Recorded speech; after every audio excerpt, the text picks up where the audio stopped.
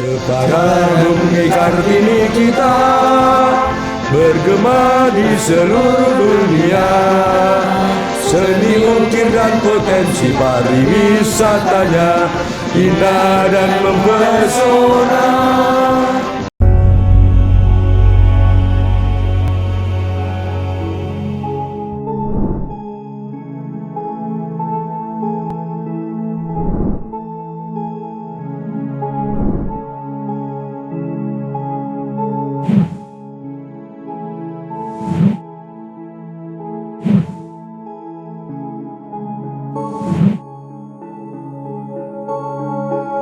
Assalamualaikum warahmatullahi wabarakatuh. Waalaikumsalam warahmatullahi wabarakatuh. Terima kasih atas kehadirannya Bapak-Bapak di kesempatan hari ini yang berkenan ngobrol bersama kami di Ngonsendika, ngobrol santai bareng Dinda Kirana. Dan di sini kita akan membawakan tema tentang menyongsong peringatan Hari Ukir, momentum pelestarian ukir di Kabupaten Jepara.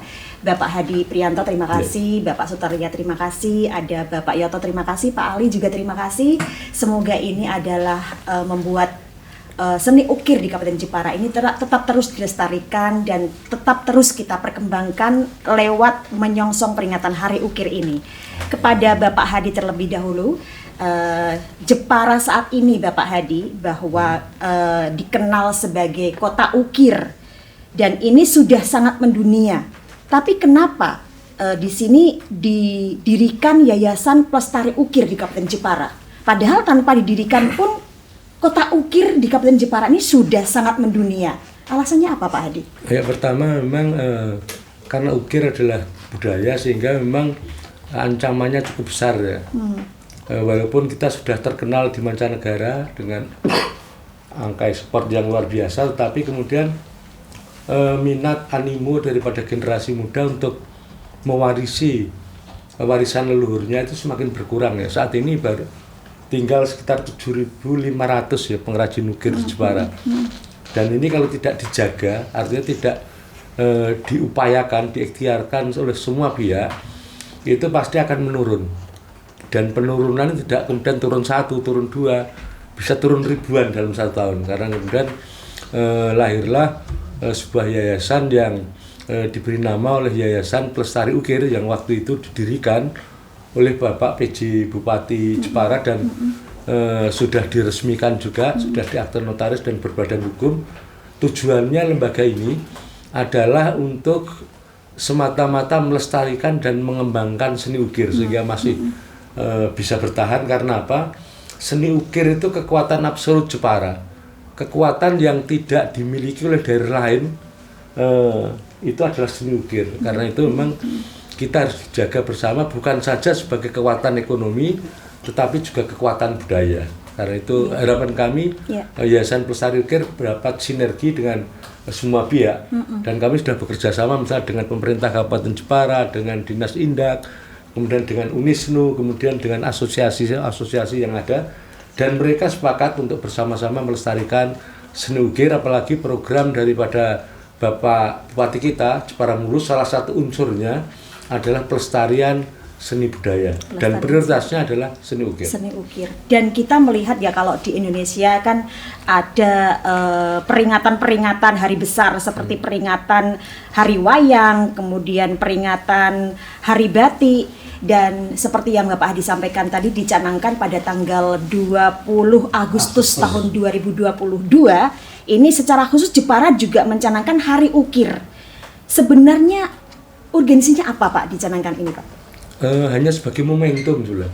Harapan kami sebagai momentum untuk semua pihak itu kemudian bersedia untuk bersama-sama bergerak untuk melestarikan seni ukir. Dan itu kita ambilkan Hari Ukir itu dari salah satu saat Kartini mengikutkan pameran karyanya di Dendak Belanda ya.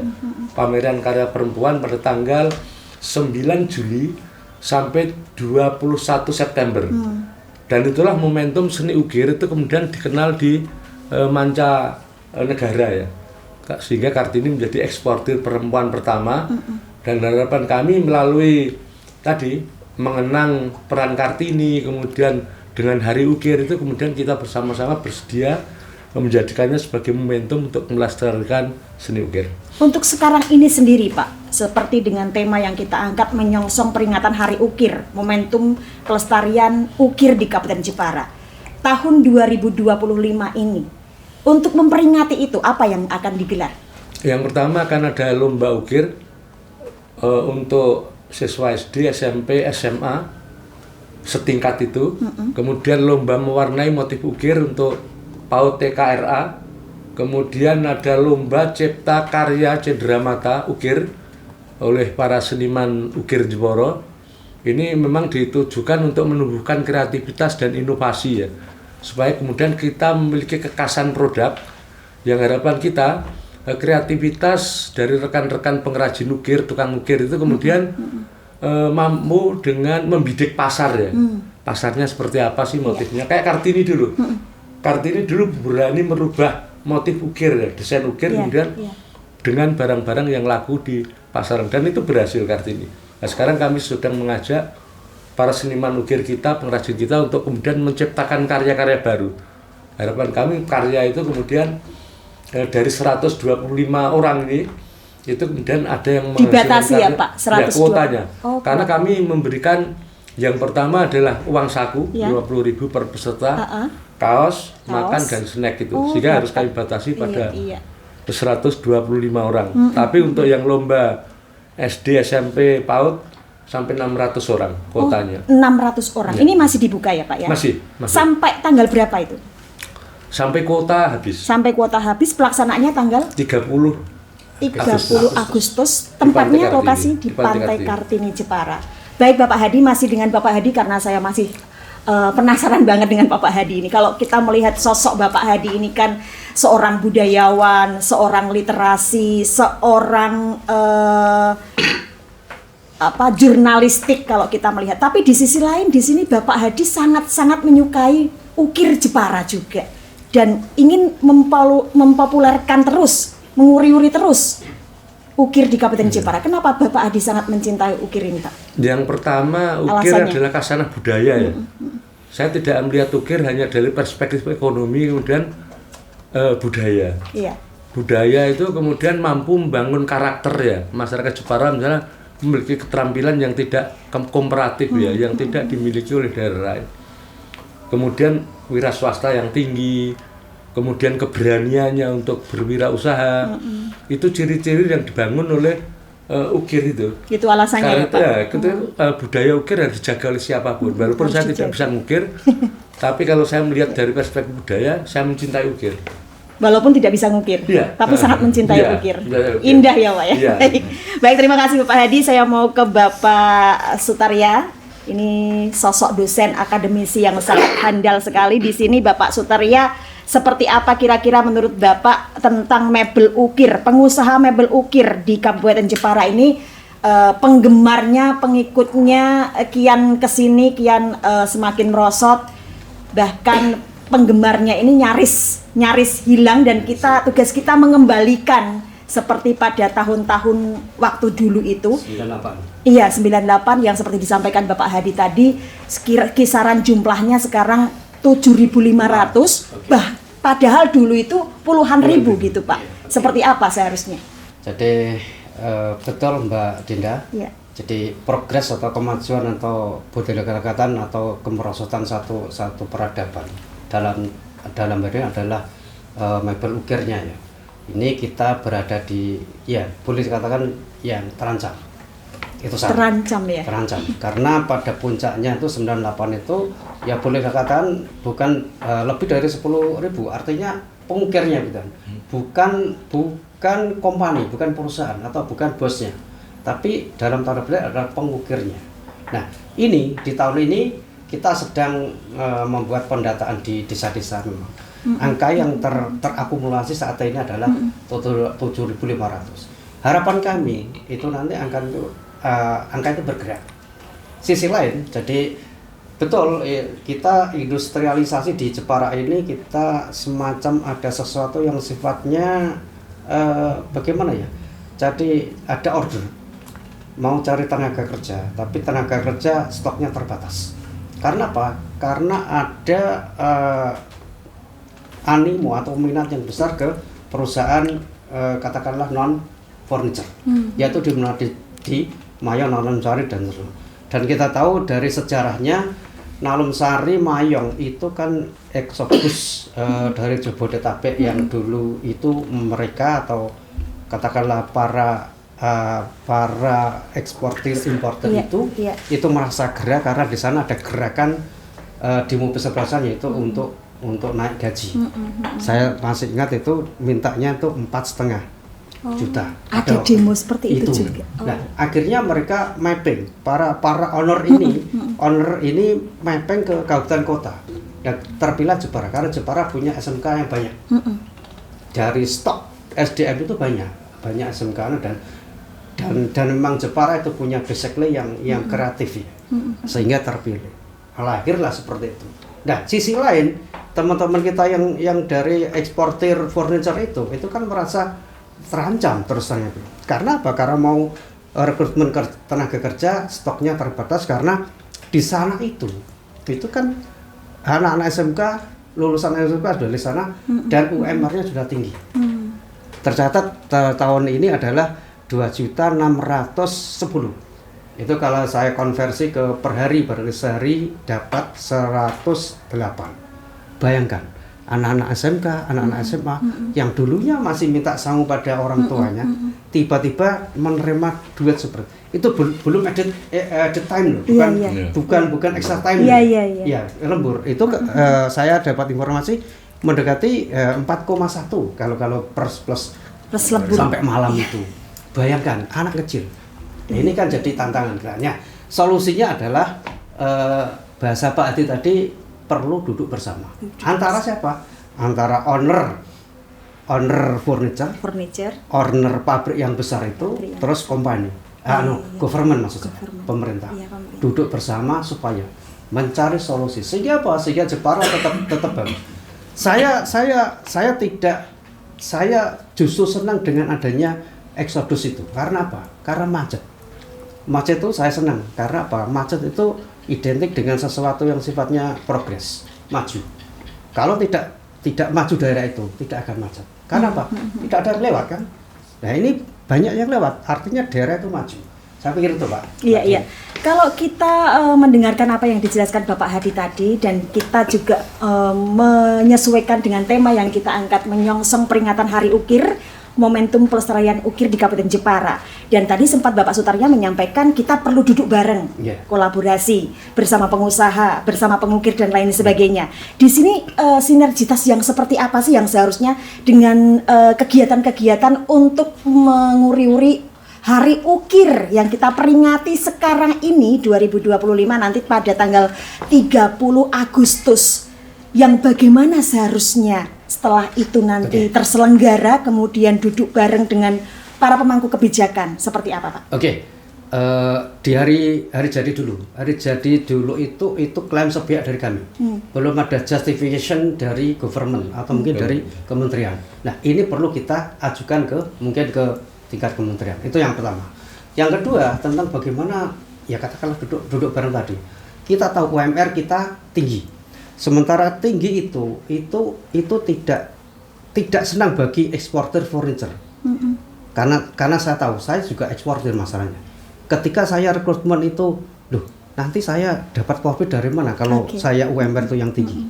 Sehingga apa? Win-win solution itu jalan tengah. Itu solusi. Sehingga apa?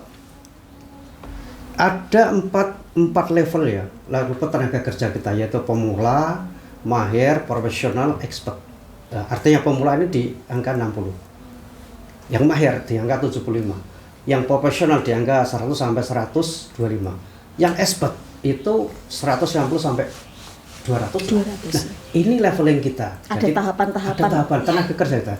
Nah, mayoritas itu ada adik atau ibu-ibu atau mbak-mbak yang kerja di furniture itu ya boleh katakan di level pemula.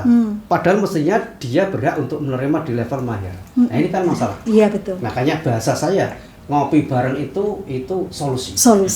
Iya. Baik Bapak Sutarya, Wah, ini semakin memanas ya diskusi kita kali ini, dan semoga penyelenggaraan pada saat 30 Agustus nanti menyongsong peringatan Hari Ukir bisa terlaksana dengan sukses. Amin. Iya, dan terselenggara dengan semuanya guyup nanti dalam pelaksanaan peringatan Hari Ukir di tanggal 30 Agustus 2025 di Pantai Kartini Jepara. Pendaftar juga sudah banyak sekali ya Pak Hadi ya, dan kita masih membuka kuota.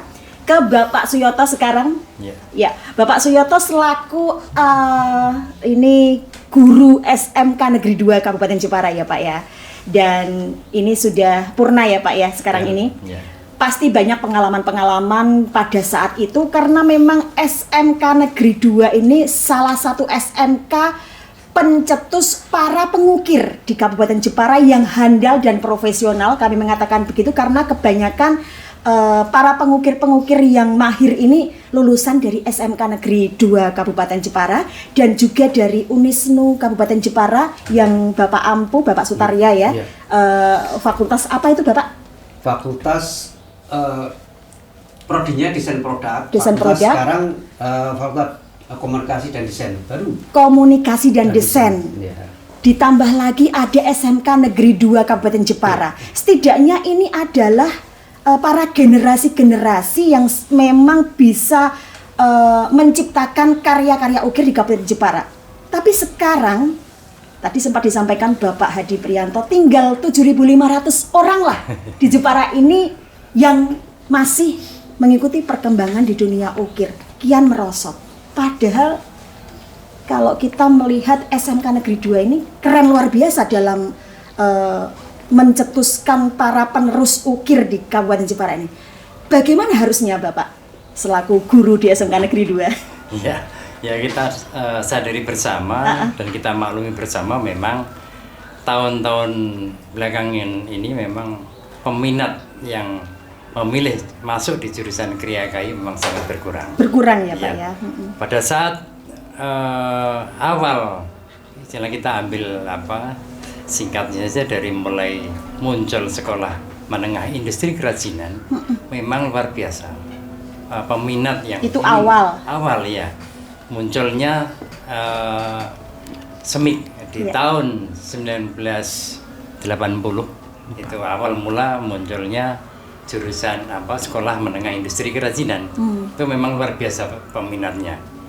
Namun karena memang usia SMK Negeri 2 Jepara itu ya sama, kisarannya memang 20 tahun, karena di tahun 2000 SEMIK tidak lagi ada, ganti nama menjadi SMK Sekolah Menengah Kejuruan. Ya. Memang pada saat masih namanya SEMIK itu memang luar biasa, karena paralelnya sampai 4.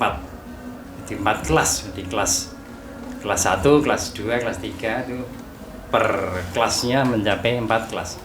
Lain-lainnya dengan sekarang memang hanya tinggal 2, paralel 2 kelas. Itu pun tidak gemuk, dalam arti kurang dari 36. Peminatnya tidak banyak. Karena memang peminatnya berkurang.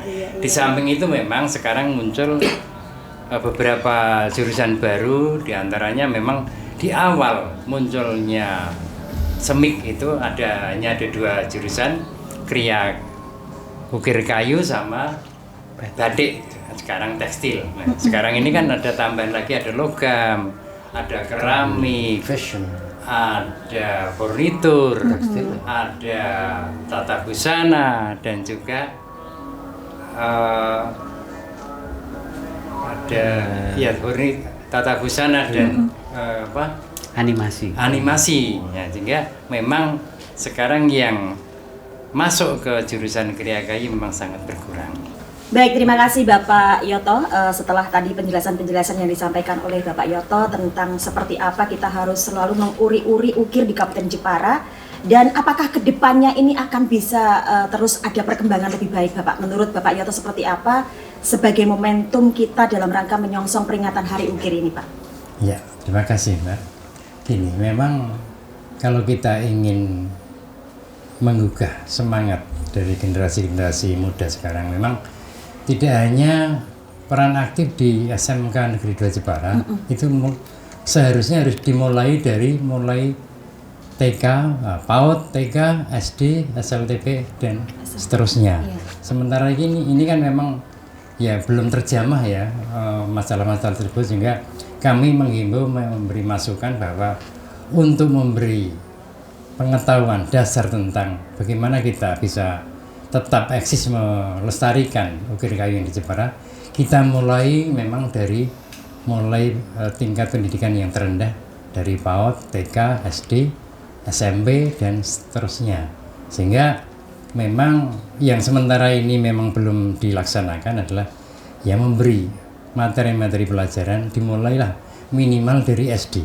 Karena semakin kecil kita belajar mengukir akan semakin terampil. Jadi tidak lantas dari mulai masuk SMK baru belajar mengukir, ini sudah terlambat, sehingga perlu dimulai dari usia-usia dini lah ya. SD itu memang harus kita mulai. Memang kemarin juga dalam pertemuan-pertemuan yang kita ikuti juga kami pribadi memberi masukan bahwa dari mulai SD kita harus menanamkan, memberi pengetahuan kepada murid-murid SD untuk lebih dini belajar tentang masalah ukir. Di samping itu memang dari pihak pemerintah daerah ya juga ada kendala-kendala yang mungkin diantaranya adalah tenaga pendidik. Itu memang kalau diambilkan dari guru-guru yang notabene mungkin punya latar belakang pendidikan, itu memang agak susah. Sehingga di situ kami memberi masukan bahwa untuk tenaga-tenaga guru ukir yang di SD, mungkin juga di SMP, bisa kita menggunakan tenaga-tenaga ukir yang ahli dari masyarakat sekitar. Jadi kita memberdayakan tenaga-tenaga ukir yang ada di masyarakat kita untuk tetap eksis, dan ini ya semacam memberi masukan atau income bagi pelestari ukir yang ada di daerah masing-masing, karena memang ya cakupannya luas, setiap daerah ada tenaga ukir. Nah itu bisa kita maksimalkan untuk memberi pelajaran atau mendidik, membimbing anak-anak SD, sehingga otomatis tidak akan kekurangan tenaga pendidik karena kita memanfaatkan tenaga-tenaga ahli di mana sekolah itu berada. Nah ini, kalau itu bisa dilaksanakan, saya pikir ya mungkin SMK Negeri 2 Jepara tidak kesulitan untuk memperoleh siswa, karena memang didasari dari mulai SD, SMP sudah diperkenalkan tentang masalah ukir. Nah ini mungkin masukan yang mungkin bisa direalisasikan gitu ya ke masa-masa yang akan datang. Saya pikir itu. Ya, baik Pak Yoto, ini berarti mulai dari sejak dini kita belajar tentang ukir, dan bisa mulai dilakukan ya ini ya di Jepara. Saya mau beralih ke Bapak Ali ini, Bapak Ali Effendi, seorang kita mengatakan bahwa Bapak Ali ini seorang ahli di bidang ukir, dan Bapak ini tutorial atau instruktur ukir, instruktur terbang kalau kami mengatakan seperti itu, karena sering kemana-mana untuk melakukan pelatihan-pelatihan ukir, terutama ukir di Kabupaten Jepara yang sangat dikenal di seantero dunia ini.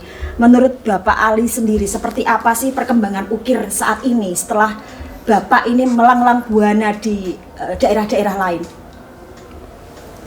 Baik Bu, ukir Jepara kita harus menengok kronologisnya, karena Jepara adalah kota ukir yang sudah diakui oleh dunia. Jadi mau tidak mau ukir Jepara jangan sampai punah, sesuai dengan apa yang dibimbing oleh Pak Hadi, adanya pelestari ukir. Saya sangat bangga sekali dengan adanya yayasan pelestari ukir ini. Kita tengok dari belakang perkembangan ukir, Bu. Dari awal ukir Jepara itu adalah hanya sebatas membuat kotak-kotak kecil yang berukir atau kotak perhiasan. Kemudian selanjutnya adalah berkembang menjadi perabot yang lebih besar, yaitu kursi antik. Yang saya alami pada waktu itu, saya tahu kursi antik. Setelah itu kemudian mulai adanya pendatang-pendatang yang menyukai ukir, kemudian adanya pesanan-pesanan, dan mulai ada perubahan ukir yang tadinya itu motif-motif tradisi yang diterapkan di perabot sekarang motif mancanegara, Oh, gitu bahkan ya. motif-motif Eropa. Pada waktu itu sangat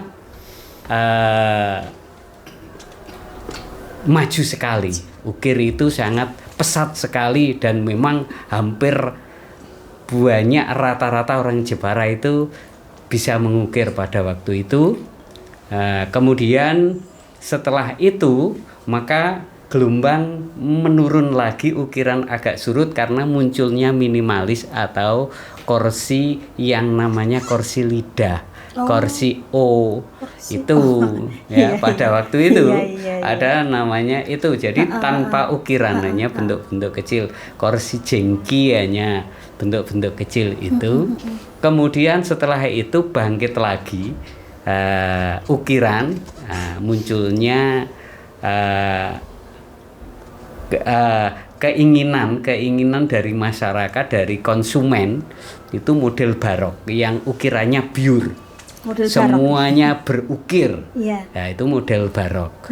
Nah, pada waktu itu pesat sekali, bahkan orang asing datang sampai ke mendirikan perusahaan-perusahaan di Jepara. Nah, pada waktu itu akhirnya setelah itu sampai pada puncaknya, akhirnya turun lagi menjadi sekarang pada masuk ke garment. Mudah-mudahan setelah itu kreator atau pembina atau pelatih ukir itu mempunyai kreatif yang lebih tinggi sehingga bisa memunculkan desain-desain yang diminati lagi sehingga akan menjadi maju lagi. Maka saya sangat berharap dengan adanya Peluk nanti pasti akan adanya desain-desain yang betul-betul diminati oleh konsumen atau pangsa, bisa menciptakan selera pangsa ya, pangsa pasar bisa dikuasai lagi dan Jepara akan menjadi tenar lagi, akan menjadi bahwa betul-betul Jepara adalah kota ukir. Ya, tadi sempat disampaikan Pak Ali bahwa berdirinya garmen itu juga termasuk pengaruh ya, salah satu pengaruh ya. Apakah memang benar Pak seperti itu? Pengaruh surutnya ukir di Kabupaten Jepara? Betul Bu, karena gini, dengan ekonomi, kalau bekerja di garmen itu gajinya lebih tinggi, maka banyak perajin-perajin ukir yang meninggalkan ukir kemudian lari ke garmen. Lah, makanya dengan adanya Peluk, mudah-mudahan kami termasuk pemimpin Peluk berusaha bagaimana bisa menggeser lagi supaya nanti gaji karena kreatif, karena bisa menguasai pangsa, akhirnya ukir bisa berkembang dan gajinya bisa melebihi dari garmen yang sekarang itu sedang mewabah. Iya betul sekali. Itu, gajinya lebih tinggi, gampang, tidak rumit seperti belajar mengukir begitu ya Pak ya. Mudah-mudahan apalagi sudah adanya alat bantu seperti CNC, seperti alat-alat yang lain itu mudah-mudahan nanti akan lebih mudah dan lebih berjalan lagi, bisa berkembang lagi. Amin. Baik, terima kasih Pak Ali. Dan ini saya kembali ke Pak Hadi, seperti apa kira-kira harapan-harapan ke depan Pak Hadi setelah digelar acara yang sangat spektakuler pada tanggal 30 Agustus 2025 ini menyongsong peringatan Hari Ukir dengan mengadakan lomba-lomba dan ini diikuti oleh seluruh masyarakat Kabupaten Jepara. Seperti apa harapannya Pak Hadi? Ya, pertama memang untuk mengembalikan orang cinta budaya memang tidak bisa serta-merta ya. Tidak semudah kemudian membalikkan telapak tangan, tidak semudah kemudian hanya orasi atau kemudian pidato kemudian akan kembali. Perlu langkah yang sinergis bersama-sama, terstruktur, masif dan memang terarah ya. Nah, persoalannya memang kita belum punya peta jalan ya. Roadmap tentang pelestarian ukir kita belum punya, sehingga harapan kami memang sangat menaruh harapan besar kepada pemerintah Kabupaten Jepara segera bisa menerbitkan peta jalan pelestarian seni ukir itu untuk memandu semua pihak tadi, para pemangku kepentingan untuk melakukan peran dan fungsinya masing-masing. Nah, kami optimis memang peta jalan ini bisa terwujud ya untuk panduan langkah kita bersama agar pelestarian seni ukir ini bisa terus kita lakukan dengan telaten, tidak kemudian memang tiba-tiba tidak. Telaten, kami dan kawan-kawan sudah mulai 2007 sudah mulai bergerak untuk melestarikan ya kampanye tentang pelestarian seni ukir. Sampai sekarang kami bersyukur bahwa semakin banyak orang yang kemudian bersedia ambil bagian dalam kegiatan, menurut saya kegiatan raksasa ya. Karena orang-orang yang bergiat di pelestarian budaya, apapun jenis budaya, apakah tradisi atau ukir atau batik, itu saya ibaratkan orang yang kemudian berjalan di jalan yang sunyi ya, atau berjalan di jalan yang kemudian terjal, berliku, dan tidak ada penunjuk arah. Berbeda kalau misalnya saya mengelola sebuah event organizer yang kemudian pentas musik, itu akan menarik perhatian. Ada panggung yang besar, orang masih suka pada itu, pasti ngumpul mereka. Saya ngadakan karnival tahun 2015-16, pasti orang sepanjang jalan mengeluhkan itu. Tapi ketika kemudian kita bicara tentang mocopat yang semakin hilang, kemudian seni ukir yang semakin hilang, tradisi yang semakin hilang, misalnya tedak siten yang tidak dikenal lagi, itu kayak jalan sunyi itu. Bahkan mungkin ada orang yang cibir, ngopo sih wong-wong kuwi kok ngomong tentang pelestarian ukir itu kayak gitu. Mudah-mudahan masyarakat Jepara menyadari bahwa memang ada ancaman yang cukup serius, tapi kita harus optimis ya. Optimis dan terus bersama-sama bergandengan tangan seperti yang dilakukan Kartini itu. Untuk terus memajukan pelestarian ukir Jepara. Saya pikir itu. Baik, terima kasih Pak Hadi. Pak Tarya sekarang, Pak Hadi tadi mengusulkan tentang peta jalan harus digelar di Kabupaten Jepara ini untuk menguri-uri ukir Kabupaten Jepara supaya tidak punah. Dari Pak Tarya mungkin seperti apa? Baik, roadmap atau peta jalan itu kami siap dari Peluk ini menginisiasi. Menginisiasi tentu saja harus menggandeng stakeholder yang dalam ini adalah Pemkapnya. Bisa nanti dengan UNISNU.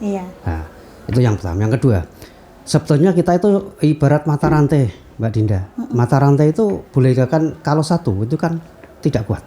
Kalau gandeng dua kuat, tiga semakin up semakin kuat ya. Artinya begini, saya teringat sekali, saya 2010 itu Pemkap Jepara itu sudah memperoleh indikasi geografis mebel ukir. Itu pada eranya Pak Hendro Martoyo. Pada zaman itu ketuanya IG itu Pak Edi Suatimo, dalam tanda petik itu kepala dinas Indak. Dan ini secara regulatif itu tidak boleh. Karena apa? Karena itu mandatori harus dipegang oleh orang non government. Nah, ini kita sedang berproses, kita IG. Jadi IG itu untuk protek satu produk, dan produk itu tidak bisa ditiru oleh kabupaten kota lain. Kalau niru berarti dia kena pasal. Ini katanya dengan hak kekayaan intelektual. IG indikasi geografis itu sifatnya komunal, bukan personal. Jadi harus orang banyak. Karena di situ namanya masyarakat perlindungan. Artinya kumpulan dari orang per orang gitu. Kita sudah punya Mbak Dinda. Artinya apa? Itu satu mata rantai. Mata rantai yang kedua 2014 ke 15 itu kita sudah menerbitkan, sudah menghasilkan sesuatu yang fenomenal dan sifatnya nation, yaitu apa? Standar kompetensi nasional Indonesia. Tentang apa? Tentang carving. Jadi siapapun orangnya yang ingin belajar atau mendapatkan karya ukirnya itu harus pakai buku itu, SKK ini. Dan itu yang menerima adalah kita, orang Jepara. Difasilitasi oleh Kementerian Indak pada zaman itu, kerjasama dengan Indak Kabupaten Kota sini. Ini artinya apa? Itu mata rantai yang kedua. Di dalam itu dalam buku itu, karena mendaftarkan itu prosesnya panjang Mbak Dinda ya. Nah itu harus ada orang yang mengasesi, harus ada orang yang menilai. Menilai apa? Karya tadi.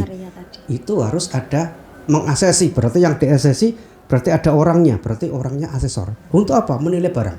Nah ini yang gayung tersambut sehingga nanti Jepara akan semakin kuat. Di samping itu kita tahu yang namanya eksportir itu harus melampirkan satu dokumen SVLK, sistem legalitas verifikasi legalitas kayu. dan itu sifatnya mandatory, international regulation. Artinya apa? Kita Jepara sudah seperti itu. Itu mata rantai kedua. Mata rantai keempat nanti peluk, mata rantai keempat nanti UNISNO. Itu saya punya bahasa itu. Sehingga apa? Kita harus sinergis. Bahasa saya kembali kepada duduk bersama. Duduk bersama. Intinya adalah kita juga menggandeng UNISNO Kabupaten Jepara untuk menguri-uri ini ya Pak ya. Sudah. Karena di sana kan ada desain produk. Ada desain produk. Desain produk itu sama dengan Furni produk. Baik. Jadi ketemu. Baik Bapak Tarya, semoga berhasil, sukses untuk Ukir Jepara. Ke Pak Yoto sekarang, harapan-harapan Pak Yoto. Monggo seperti apa mic-nya Pak? Harapan-harapan dari saya ya, selaku mantan guru SMK Negeri 2 Jepara, saya mengimbau pada generasi-generasi muda tetap kita eksis menjaga warisan budaya kita, yaitu berupa ukir kayu.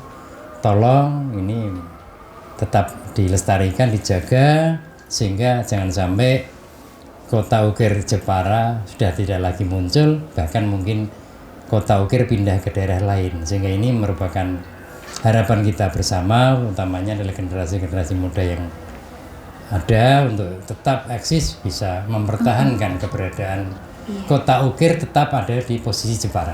Amin. Itu harapan kami ya. Memang seperti itu.